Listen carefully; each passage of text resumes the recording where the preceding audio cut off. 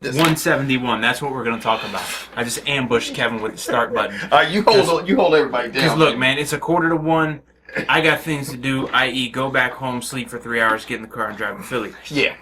With that said, UFC 171 is probably the best UFC this year. Yeah. I know we're only into March, but for the first quarter of the year, that's easily the best UFC, top to bottom, It was. left to right, upside, downside, inside. You had submissions, you had decisions, you had 2 brawls. Just a straight out battle for the fucking grand finale. Now, light heavyweight fight between OSP and...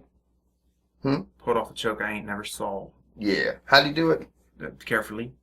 Dude left his arm in for the guillotine, and he reached up and used his own arm against him, and he just was just snoring. With that said, cool. Yeah. OSP's not a real player, in my opinion, right now in the light heavyweight. He's still it's such a deep fucking class. Yeah, and he's got a long way to go. Now, this is where it got interesting. Hector Lombard was going up against Jake Shields. Now, right off the bat, I thought it was going to be over quick in the first round. Yeah. I mean, I said it in the preview.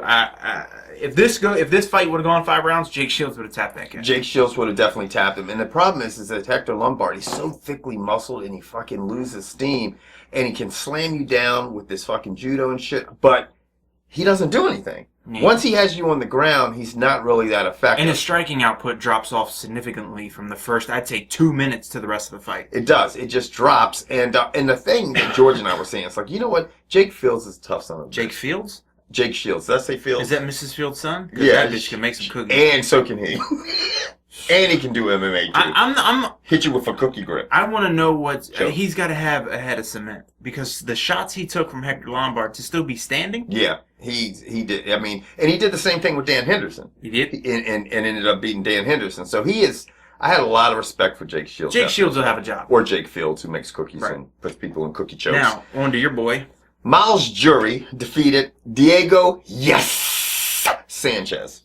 Diego's turning into the guy who just retired with the red hair. Yeah. Chris Lieben. I mean... That Diego Sanchez is turning into Chris Lieben. And Joe Rogan pointed out a very good point. Diego Sanchez telegraphs every strike. Yeah. He goes like this, bites down hard on his mouthpiece, and then comes at you. Yeah. That's when you know he's getting ready to come forward. And if you time that, then you will just pepper the hell out of him. And he comes for you, just throws punches and bunches. He's like, whap, whap, whap. But, it's funny. Diego Sanchez is always somebody who puts on a performance, just like Chris Lieben. He comes to fight. He fights every round. He gives you 100%. But he couldn't get it done against Miles Jury. Nope. Miles Jury was like... Found Diego Sanchez guilty.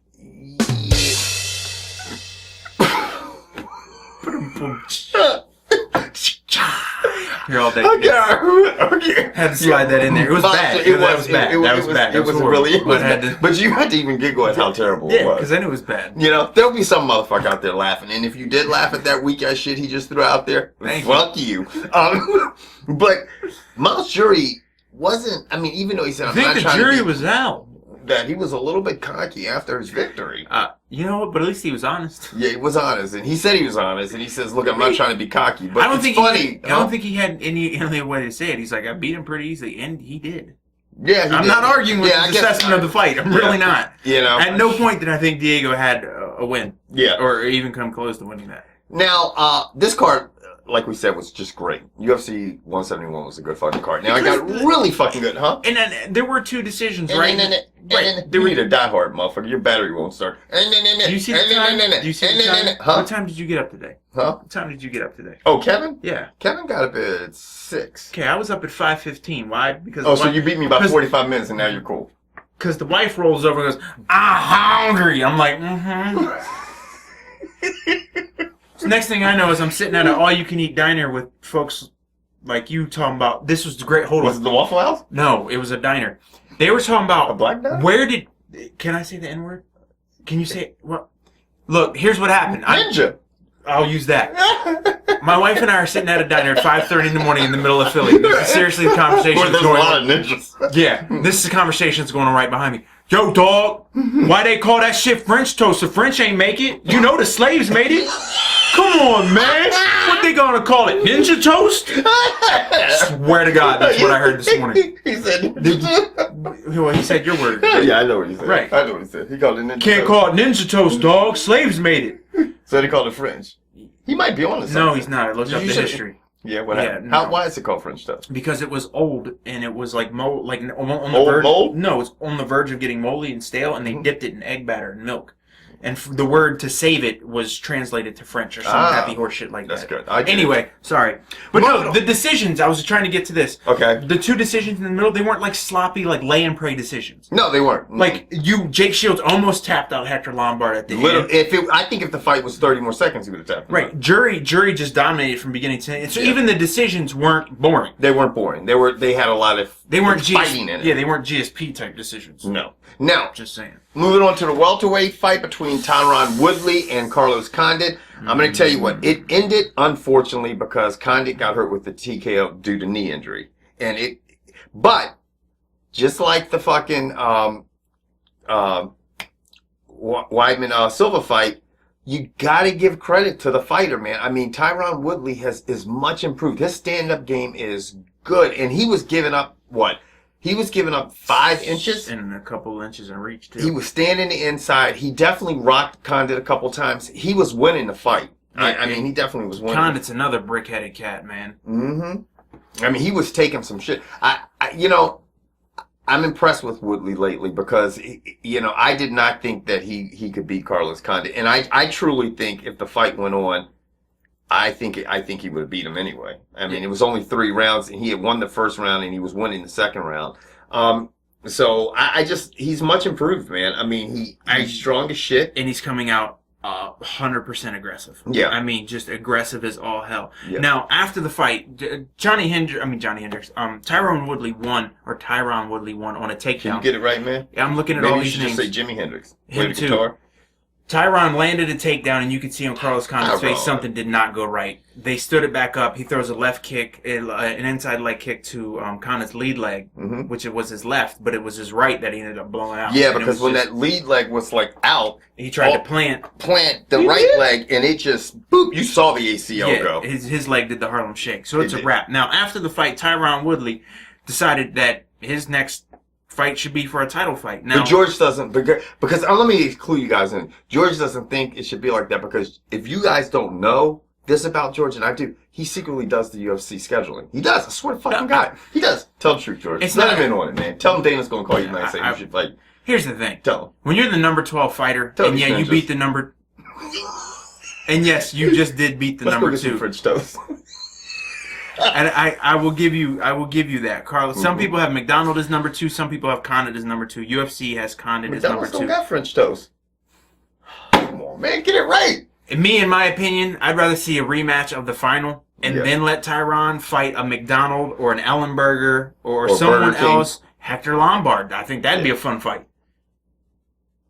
Yeah. I put it this way: Woodley needs one more fight. Woodley fighting Hector Lombard would be interesting. That would be a good fight. I would like to see that fight.